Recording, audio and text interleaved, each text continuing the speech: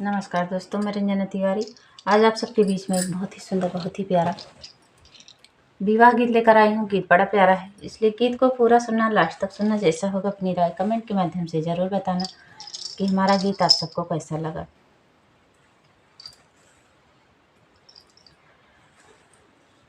अरे अंगना माँ बैठी ननद भौजैया, ननद भौजैया, अरे दोनों करई हँसमुख बतर ललनवा, अरे दोनों करई हँसमुख बतर ललनवा।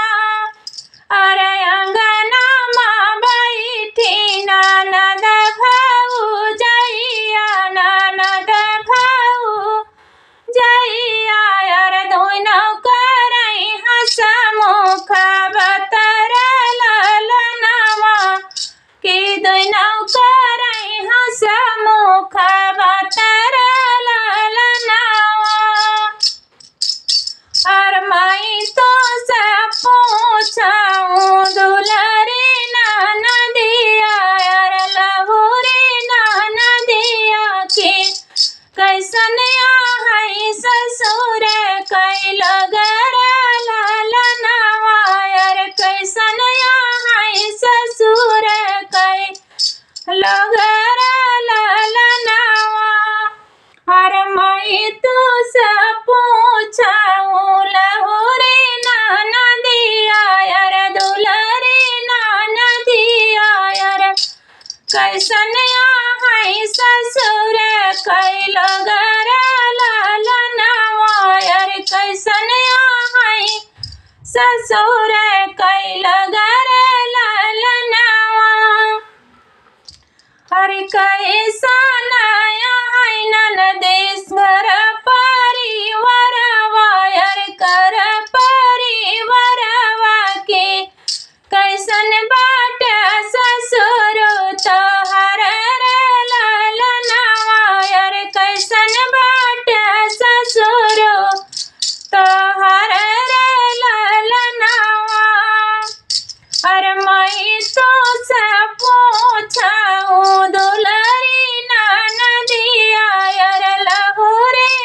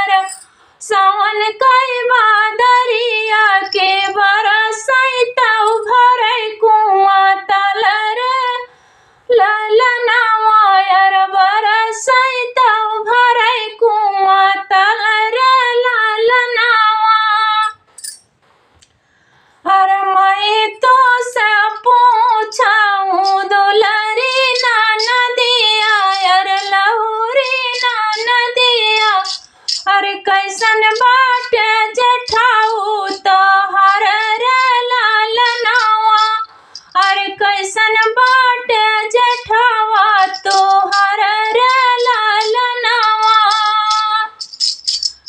अरे मई अरे काऊ बताऊ मोरे जेठ भाऊ जइया कहत जाला गई शरमा मोरा लागई। अरे कैसन यहाँ जेठाऊ हमर रे लालनावा, अरे ऐसन यहाँ जेठाऊ हमर रे लालनावा।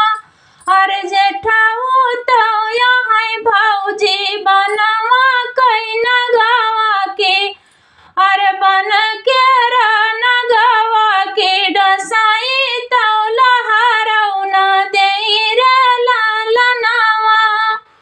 अरे जेठाऊ तो यहाँ हमारा बनवा कई नगावा, यार विषधर नगावा के डसाई तो लहरऊ न दे रे लालनावा, यार डसाई तो लहरऊ न दे रे लालनावा।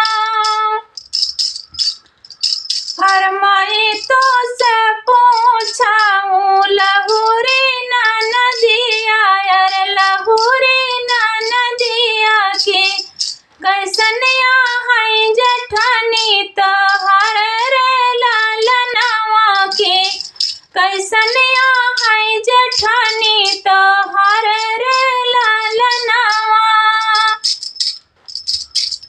हर जेठानी तो यहाँ भाभी अरे तड़कत बिजुलिया के, चमकत बिजुलिया के कड़क कड़क मारई जन रे लालनावा।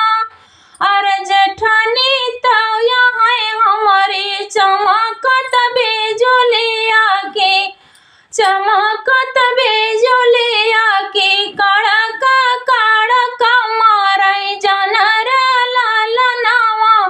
अरे चमक चमक मारई जन रे लालनावा। अरे मैं तो से पूछाऊं लहुरी नदिया के, लहुरी नदिया यार कैसन यहाँ देउरू तोहर रे लालनावा। अरे कैसन बाटे देउरू तोहर रे लालनावा।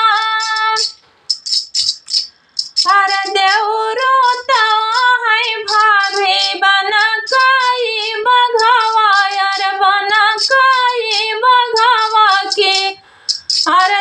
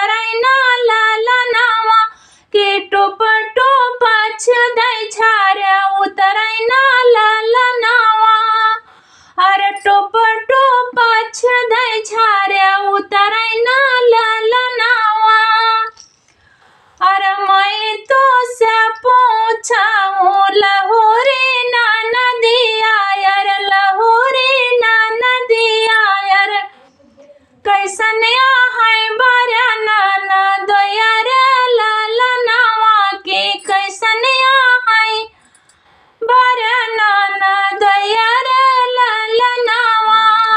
और मैं तो से पूछाऊं लहोरे नाना दिया के, लहोरे